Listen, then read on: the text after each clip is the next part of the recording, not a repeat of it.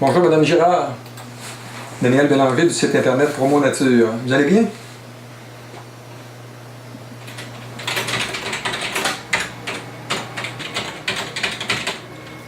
Je suis né à Saint-Théophile, dans la Beauce, juste sur le bord des lignes américaines. On est élevé sur une ferme, je suis le 10e d'une famille de 10. 8 gars, 2 filles. Sur une ferme, le seul problème que j'avais, ça a été d'avoir de la fièvre des foins. Donc, c'est pas évident. J'étais malade presque tout le temps. Par contre, la vie sur la ferme a été vraiment agréable, puis on a eu des parents extraordinaires. Fait que je peux pas demander mieux. J'ai des bons souvenirs de mon enfance. Il y a des événements qui ont marqué mon enfance, particulièrement quand j'étais 5-6 ans, ma cousine a été assassinée. Et ça a marqué beaucoup.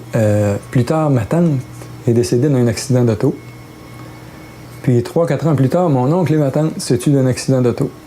Puis ça, c'est à part d'autres tragédies. Ça fait que vraiment, ça a été très présent dans ma famille, des tragédies. Ça arrivait aux autres, mais plus tard, en faisant de la plongée sous-marine entre Key West et Cuba, j'ai quelqu'un qui m'a accroché avec son couteau, et là, je me suis mis à saigner. Il a fallu que je remonte au bateau. Le temps de remonter et de retourner au bateau, ça a peut-être pris une dizaine de minutes, mais là, je savais que j'étais à travers les requins, en tout cas, qu'il y en avait qui pouvaient me retrouver facilement parce que j'étais devenu un appât. Alors, le cœur me battait tellement fort, j'avais tellement peur de mourir, de me faire attraper. Comme dit l'expression, j'avais la chienne. Vraiment, là, comme c'est pas possible. Ce qui m'a marqué le plus, par contre, c'est quand mon père est décédé. Parce que là, la mort n'était pas juste proche, c'était la personne la plus proche de moi que je perdais. Puis là, je me suis posé des questions. C'est quoi qui arrive après? Où qui est rendu mon père? Puis ça me tourmentait parce que pour moi, là, j'acceptais pas ça, de l'avoir perdu. Puis, je voulais avoir des réponses, mais dans le fond, les réponses que j'avais au niveau de ce que j'avais entendu, ça cliquait pas tellement. C'est qu'au salon funéraire, on disait que grand-papa il était rendu au ciel, mais plus tard, on faisait dire des messes pour le repos de son âme. Fait que là, je me disais, coudonc, papa, il est où? Il peut pas être aux deux places à la fois. Fait que moi, qui étais plus religieux depuis des années, ça finit que je suis parti aller m'acheter une Bible parce que je voulais avoir des réponses. Puis j'avais toujours cru que la Bible, c'était la vérité. Fait que j'ai commencé à lire, puis j'ai ressorti un livre que mon frère m'avait donné plusieurs années avant, qui parlait des prophéties bibliques. Puis là, j'étais passionné de découvrir à quel point que la Bible était précise, puis il parlait des événements qu'on vit aujourd'hui, mais sous le regard de la Bible. Alors ça, c'était passionnant. J'ai arrêté, en fait, compte de lire la Bible quand j'ai parti une business.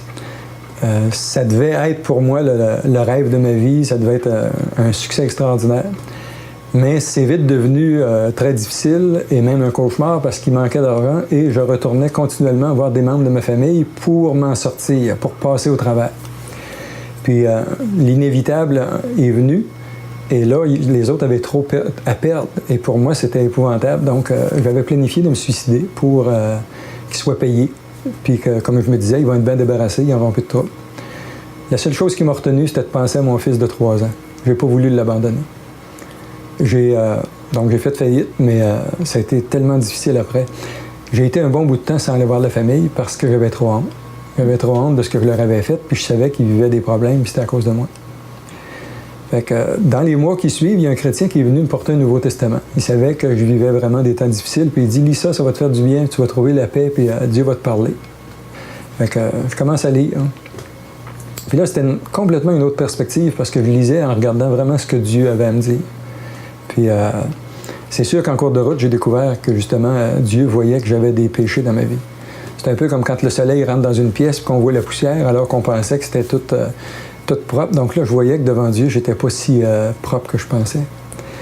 Ensuite, je réalisais aussi, j'avais toujours cru, moi, que j'avais fait assez de bonnes actions pour être correct, mais devant Dieu, ça prend un péché pour être un pécheur, comme pour une personne, ça prend un meurtre pour être appelé un meurtrier. Alors, j'étais obligé de me considérer pécheur, puis Dieu dit qu'il n'y a rien d'impur qui va rentrer au ciel. Fait que je ne pouvais pas me présenter devant Dieu comme ça. J'étais condamné à passer l'éternité loin de lui, puis ça me hantait parce que j'avais été malheureux tellement avec des circonstances de ma vie que je voulais être heureux, puis je voulais passer l'éternité avec lui. Mais là, je savais que j'étais perdu.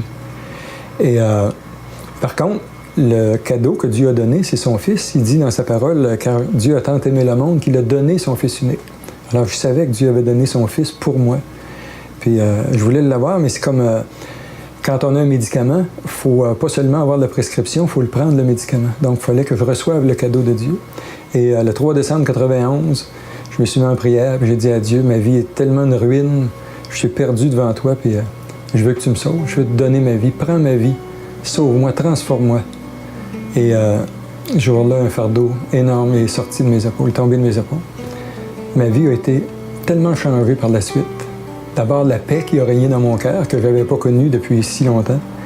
Et ensuite, l'angoisse qui est disparue. Et cette peur de la mort qui me harcelait au point qu'un jour, je m'étais acheté un revolver. Cette peur est disparue tellement qu'un jour, j'ai couché sur le bord d'une route tout près d'un cimetière, puis tout seul, dans un endroit que je connaissais pas. J'aurais jamais fait ça. J'aurais couru des milles pour pas me retrouver là. Là, ça me dérangeait pas du tout. Ma vie a été transformée comme une chenille qui devient un papillon. On ne peut pas revenir en arrière. C'est une vie tellement merveilleuse. Dieu m'a donné la paix. Dieu m'a sauvé. Dieu m'a donné une vie nouvelle, une vie transformée. Et j'ai peut-être pas de fonds de pension encore, mais une chose est sûre, j'ai une assurance vers l'éternité. Je sais où je vais passer l'éternité. Puis c'est ça qui est le plus important. Ça donne quoi d'avoir des millions, puis de manquer sa vie? Ce qu'il faut devant Dieu, c'est de réussir notre vie. Puis pour réussir notre vie, c'est d'avoir de l'assurance pour l'éternité. Je remercie le Seigneur pour ça. Tellement heureux.